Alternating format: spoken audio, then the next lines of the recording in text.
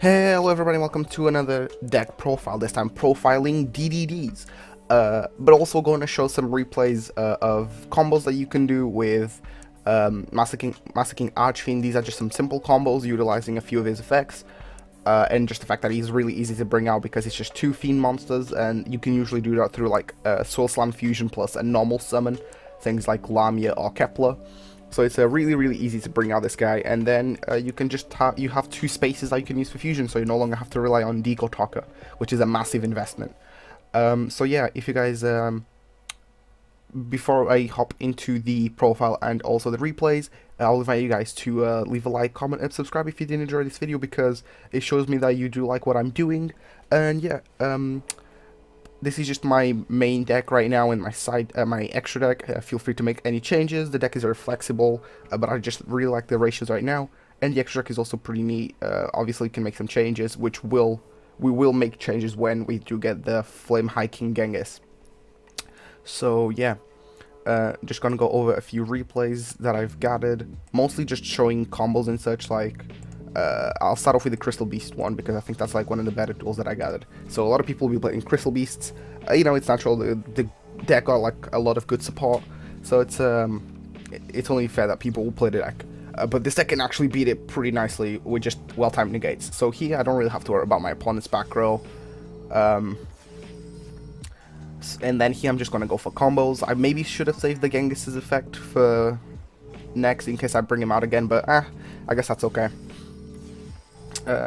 Here going for Meteor Burst, and then shuffling back the monster, I believe it was a Genghis, and then summon Lamia, and then use the effect of Ragnarok to banish his Pegasus, and then I still have a Crystal Wing, the Arc, an Archfiend, and a Ragnarok. So pretty solid board in my opinion.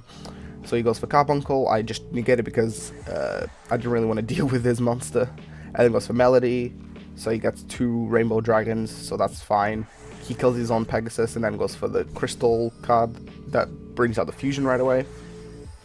And he has double Rainbow Dragon, so yeah. So here I go for, I pay for my gate, get Kepler, trying to search that fusion gate, the contract with the Swamp King, and then, so basically my Crystal Wing was just like really well timed, so he tries to do the effect, he tries to use the effect of Rainbow over Dragon to shuffle everything, but then I negate it with Crystal Wing, and then I just attack over his Rainbow Dragon, and then use Crystal Wing's effect to gain the 4000 attack, and then just kill him for game. So yeah, this is a pretty easy duel. Played against the mirror match. My opponent's hand was pretty rough, I would say. You know, he couldn't really do much with it, I guess. So he Solemns. I don't really like playing Solemns in such a deck because he just cards are like, yes, they are good going first, but if you don't see him going first, they just really suck to draw in the later turns if you didn't, like, if you lost your board, right? So that's why I play things like Double Gate, because it allows me to make plays to come back.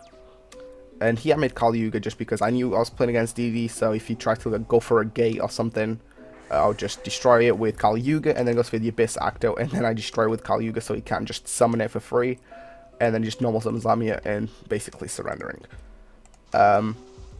Duel against, I think it was Cosmos, but he didn't even do anything. So here I'm just using this as an example to show some combos that you can do, utilizing the new Archfiend guy, you know, using Copernicus, and then Genghis's effect, tune for Alexander, and then Alexander effect will trigger on fusion, and then I can make a Crystal Wing, and then here my opponent surrenders, but here I would have brought out either the Ragnarok or the Armageddon guy, basically a level 8 that I could go into Hope Harbinger, Titanic Galaxy. So yeah, this next duel is against the Tribute Dark deck, basically using Dragon Shrine and such. Again, I'm just going for a pretty standard simple combo, nothing too complicated, using the effect of Thomas to bring out the Ragnarok, and then drawing more. I don't really have any soul charge targets, and I think I already used Copernicus's effect, so it was a pretty rough design. Like, I didn't banish any important cards, but it wasn't a particularly good design, so I was looking for something else. But that's fine, I pay for my contracts, and then I summon Copernicus, send Lamia, and then, yeah, tune for Siegfried, shuffle back the monster, I think it was a Genghis, any Mirror Forces, I instantly negate it, but little did I know he had a second Mirror Force, so my ball gets blown away. At least I get the life point back off Siegfried, and then I fuse for the Arc. Just as a pretty, like, big monster, if he didn't have his Diabolos, he wouldn't really be able to beat over it. So he sets a Virus and a Horn of Heaven, and then now has a Crush Card Virus. So I bring out the Ragnarok, and then I Soul Charge Siegfried, Thomas, and Hope Harbinger.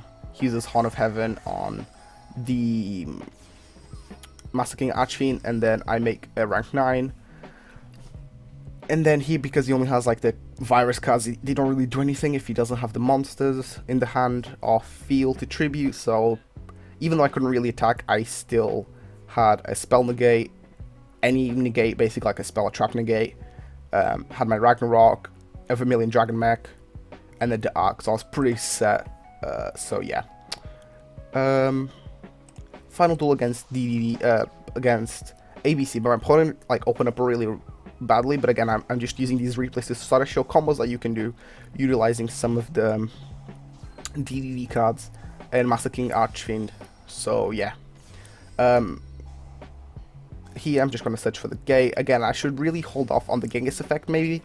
I'm still messing around like when is the best time to use Genghis's effect if I see that I have an extension play, but it really just depends. And then here I just make Siegfried and then Hope Harbinger. So this is like really good against ABCs. So he goes for the twin. I just let it go through. I've got my Swamp King, my contract with the Swamp King, so that's fine. The searches, you know, it kind of hurts because I think I banished one, but either way, if he didn't beat my current field, I'll still be able to pop off and kill him next turn. So yeah, that was just some like nice and easy showcases of what the deck can actually do. Obviously, I'm not the best DDD player. Some players will be able to like extend combos much better and maybe tweak the deck so it fits more their playstyles in the search. But yeah, I'm gonna go over the deck profile and some explanations. So I'm playing one DDD Doom King Armageddon, triple Abyss Ragnarok, double Thomas, one Leonidas, one Arthros, double Copernicus, double Ghost, triple Sewer Slime, triple Necro Slime, triple Lamia, triple Kepler, triple Allure, 1/1/1, triple Potted Desires, one Soul Charge, one Upside Goblin, one Foolish, one Monster Reborn, triple Contract with the Gate, and double Contract with the Swamp King. That concludes the main deck. Now for the extra deck, I'm playing one Oblivion King Caesar Ragnarok, one Beowulf, one the Ark, double Genghis, one Vermilion Dragon Mech, one Crystal Wing, one Siegfried, one Alexander, one Meteor Burst, one Kali Yuga, one Titanic Galaxy, one Decode, and double Master King Archfiend. Also in the side deck, this is not actually my side deck, just some cards that I experimented with, but I decided to ultimately not play them just because I prefer to go for more a pure, quote-unquote, pure build. So I've got the Darkworm engine. This engine is really good to gain a lot of advantage, and the benefits of this engine is that you can play any number of Dragon Shines with Darkworm and Gate 0, and go for more pendulum-based deck, utilizing things like the Thomas effect to go into like Kali Yuga or Titanic Galaxy. This engine is really good, giving you a lot of advantage, and also giving you a scale 0, which is actually really nice. Because a lot of the DDs have like, not like high scales, but like middle scales, just like really awkward scale numbers that you can't really do anything. But either way, most of the time what you're going to be doing, like, the most of the time what you're going to be doing is like use the monsters in your hand for the effects, things like your Swirl Slime. You're going to be normal summon things like Lamia and Kepler, so you don't really need the Darkworm engine that much that you need to like, it's not like a core engine deck, it's just something you can try, get a feel for. If you like it, keep it. If you don't like it, you know, just go back to a more pure build. And also, I was also trying Pot of Acquisitiveness, but this guy is really only good in like the third turn or something. Like once you've used Contract with the Swamp King like a few times, or even just once, right? Because you'll banish things like Necro Slime and Soul Slime from the graveyards to use their respective effects, at which that point your Acquisitiveness is actually live, and it's really good there. But main decking it, I feel like I was just drawing at the wrong times. Like, I would open up Acquisitiveness, and I was like, damn, if this was like any other card, I would have like a much stronger field. So ultimately decided not to play the Pot of Acquisitiveness. I just want to touch up on a few cards.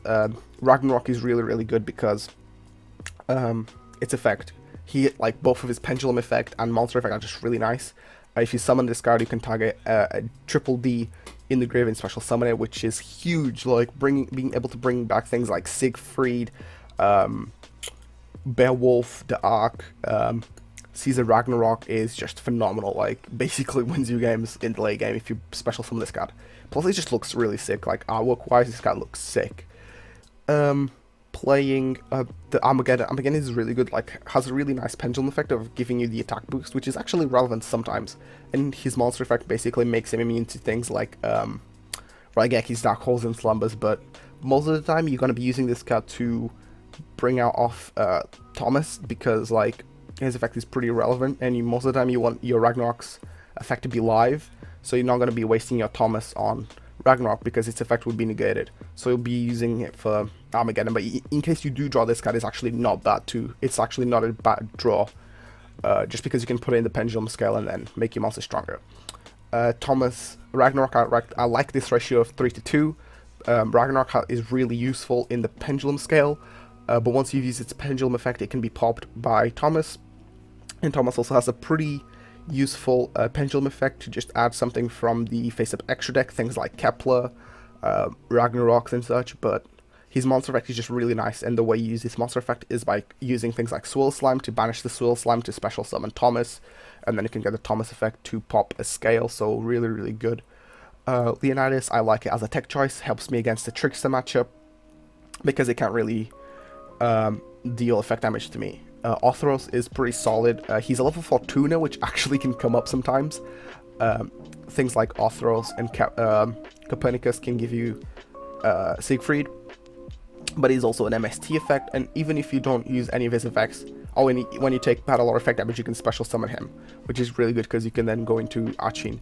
But even if you don't use his monster effects or whatever, he's just like good fodder for Savant Thomas. So yeah. Copernicus very good, being a really nice Foolish Burial. I wouldn't play this card more than 2.